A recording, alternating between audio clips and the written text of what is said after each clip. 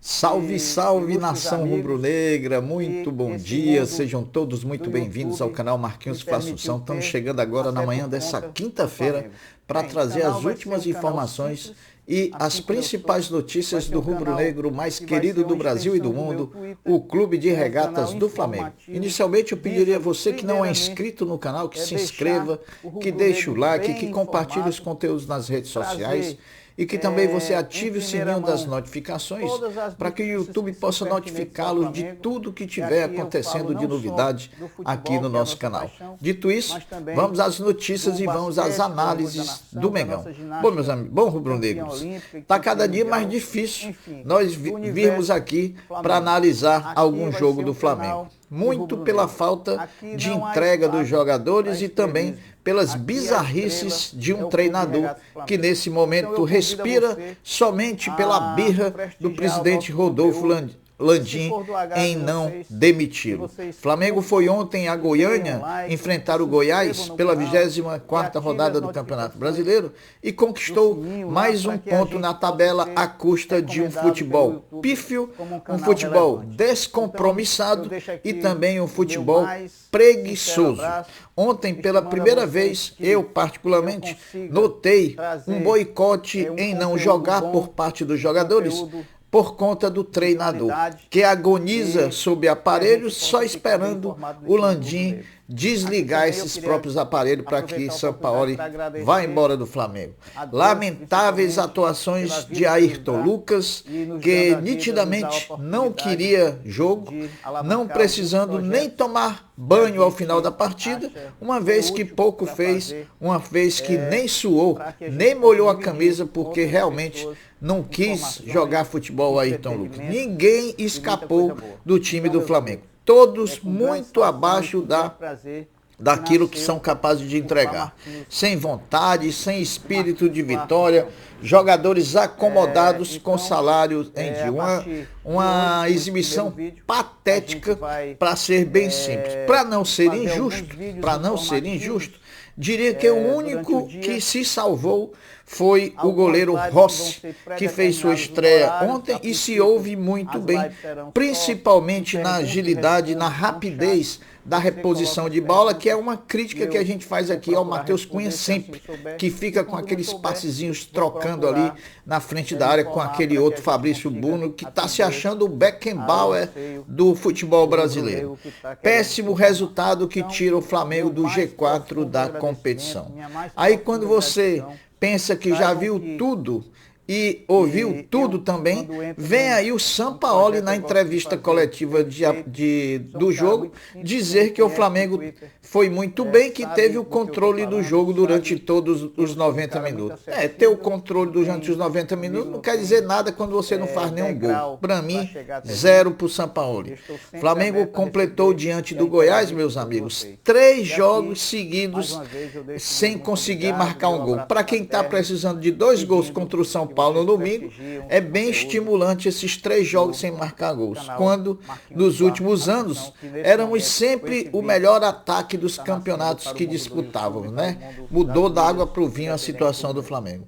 O Flamengo, que chegou ao Rio de Janeiro por volta de 1h30 da manhã, com segurança reforçada, porém não haviam torcedores à espera do time. O elenco rubro-negro não tem descanso, né? O elenco rubro-negro já se reapresenta hoje pela manhã às 10 horas no CT Ninho do Urubu, onde vai iniciar a preparação para a partida diante do São Paulo, partida decisiva que o Flamengo precisa ganhar de pelo menos 1-0 para levar para os pênaltis. A expectativa é grande pela presença de Arrascaeta e de Luiz Araújo, junto com o restante do grupo, participando normalmente do treinamento. O Flamengo treina hoje, que é um trabalho mais regenerativo na academia, treino mesmo só a partir de amanhã, sexta-feira, e sábado, quando o Flamengo viaja sábado à tarde para São Paulo, onde enfrenta o São Paulo no domingo pela manhã.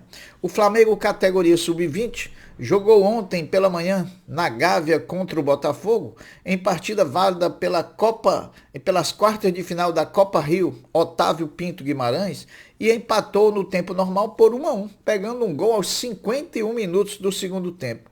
O mesmo placar do primeiro jogo, o que ocasionou a decisão ir para a cobrança das penalidades máximas. E aí o Botafogo levou a melhor, ganhando por 4-1, classificando-se para a semifinal e colocando o Flamengo para fora da competição.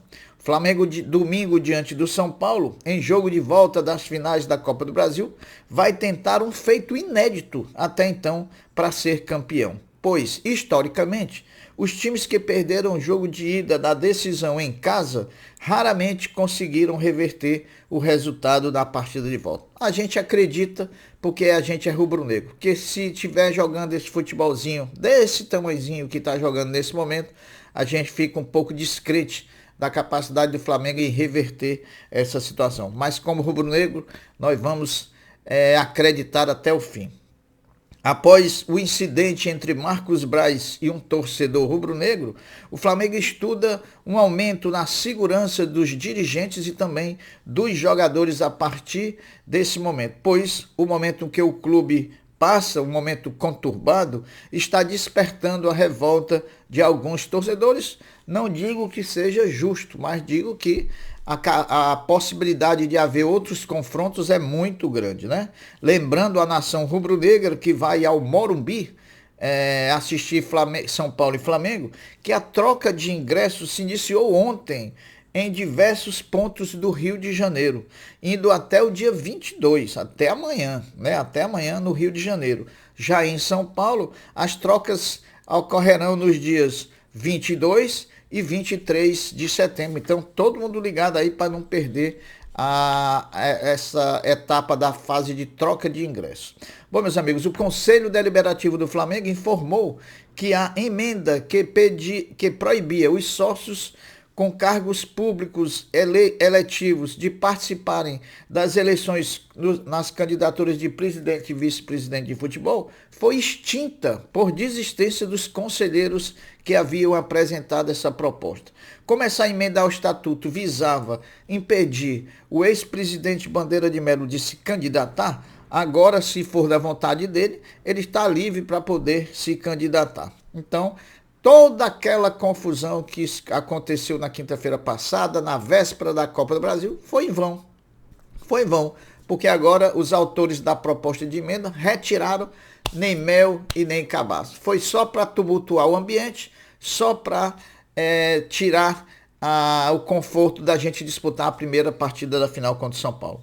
Rodolfo Landim, presidente do Flamengo, confirmou ontem, antes de ontem, terça-feira, que a partida entre Flamengo e Santos, válida pela 31ª rodada do Campeonato Brasileiro, vai ser realizada no estádio Mané Garrincha, em Brasília, no dia 1º de novembro. A justificativa é que, nessa data, o Maracanã estará entregue já a Conmebol para a final da Libertadores de 2023, que acontece no dia 4 de novembro, no Maracanã, na cidade do Rio de Janeiro. Ontem, dia 20 de setembro, foi aniversário de um patrimônio imobilizado do Flamengo.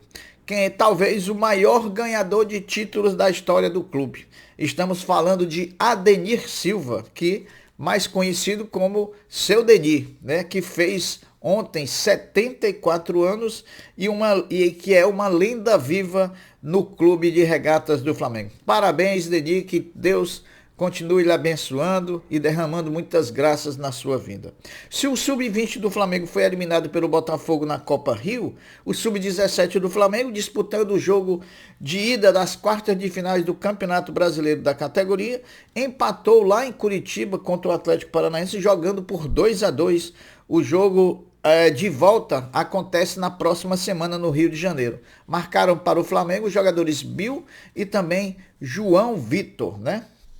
O Flamengo anunciou na noite de ontem, uma entrevista coletiva com o vice-presidente de futebol do Flamengo, Marcos Braz.